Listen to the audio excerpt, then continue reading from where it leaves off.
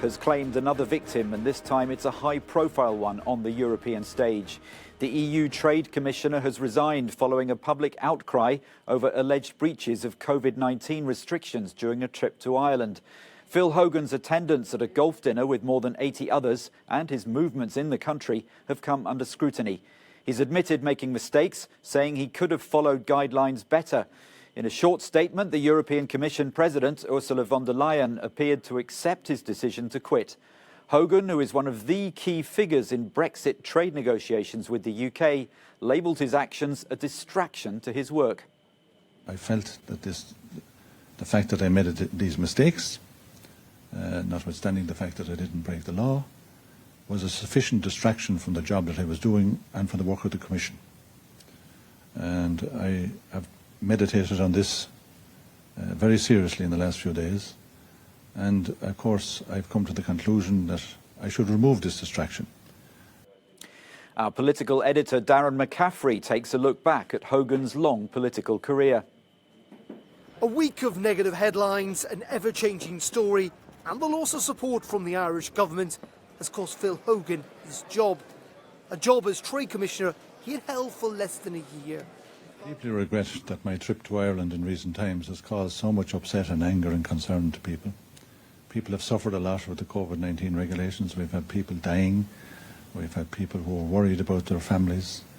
We've had business community and society generally, engaging in an upheaval because of this pandemic. And of course, I broke no law when I went to Ireland. I broke no regulations, but I could have adhered better to the guidelines. Hogan began his working life managing a family farm in rural Ireland, before entering politics, becoming a government minister in Dublin in the mid-90s. But it was in 2014 that he moved to Brussels, becoming Commissioner for Agriculture under Jean-Claude Juncker and proving to be one of Ireland's key voices during the Brexit negotiations. Highly regarded, Hogan was promoted to one of the EU's most powerful positions as Trade Commissioner under Ursula von der Leyen. Only last week he scored a victory in lowering tariffs with the United States. But his resignation now leaves the Commission President with a political headache, finding a new replacement in the middle of an ongoing pandemic and at a time when EU trade is being tested, not just by the United States, but by China and the UK too. Darren McCaffrey, Euronews, Brussels.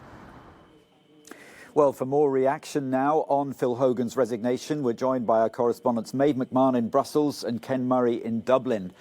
Maeve, coming to you first, what has been the reaction in Brussels to Phil Hogan quitting?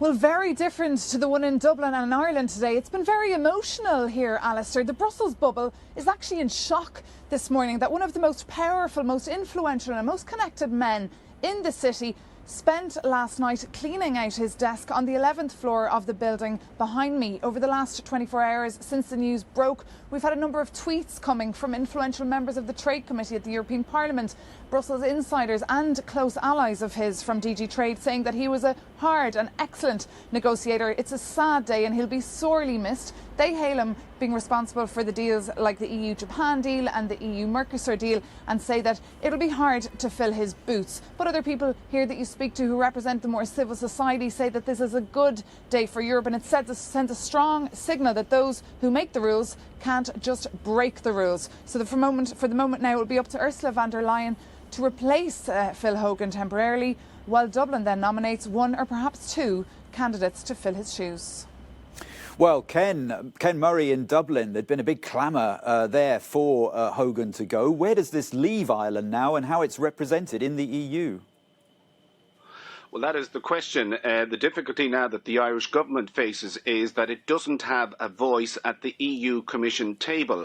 And as you know, and we've reported this repeatedly on Euronews over the last 2 years, the very fact that the British government is leaving the European Union at the end of the year formally, the trade deal that's going to be worked out, if indeed there will be one, between the EU and the UK, is likely to impact more severely on Ireland and Irish exporters than any other country in the European Union. So we have a situation now where it could take a number of weeks before the Irish government nominates one or two persons for the position of EU Commissioner.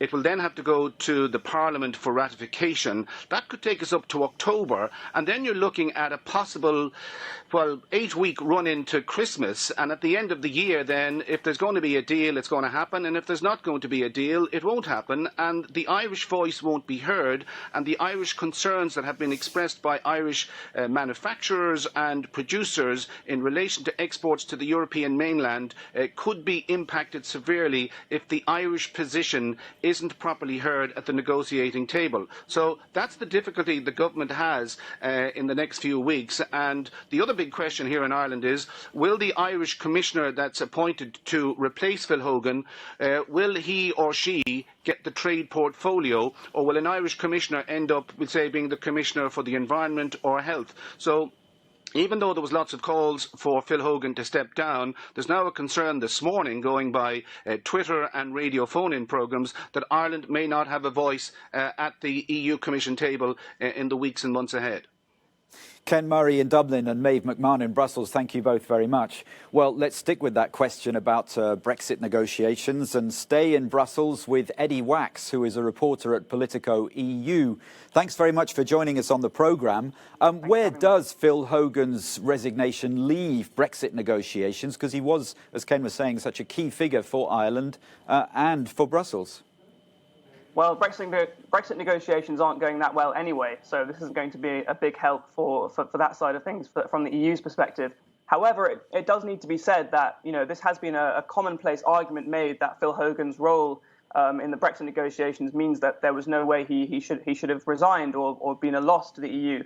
However, he's not the chief negotiator. It does bear reminding ourselves that Michel Barnier has a close-knit team around him, and Phil Hogan was sallying out around the world trying to build other trade deals. So the actual impact that Phil Hogan was having on the negotiations directly is all behind closed doors, and is up for debate. But I suppose now that's a closed question anyway.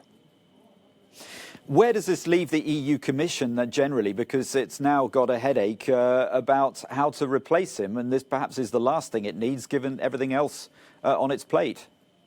Yes, precisely. But I suppose no crisis comes at a good time. But this one particularly does come at a difficult moment.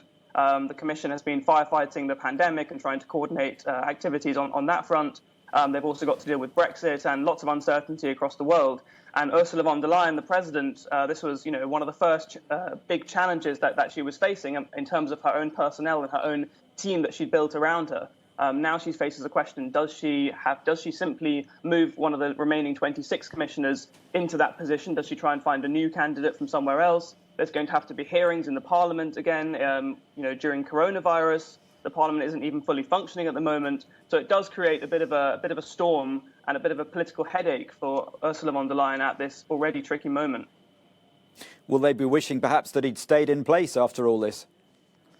Well, that's the interesting question. But the thing is, if you look at the last 6 days, if you only zoom in on those last 6 days, it does seem hard to see how his political career could have survived, because there was so much pressure coming on Brussels from Ireland. Of course, the Irish government made it very clear that they had no jurisdiction over whether he actually stayed or went. But even just yesterday afternoon, we had the Taoiseach, the Irish Prime Minister, saying, publicly that Hogan had undermined the public health policy response, which is a pretty strong charge to make during a pandemic. So how much that played into the decision that Ursula von der Leyen had to make, that's a question for another day. But the fact is, yes, he has gone, and he leaves a huge hole in the European Commission. And one of the biggest portfolios, one of the most powerful roles in the whole European Union is now has a gap. Eddie Wax, thank you very much for your insight there. Eddie Wax from Politico EU in Brussels.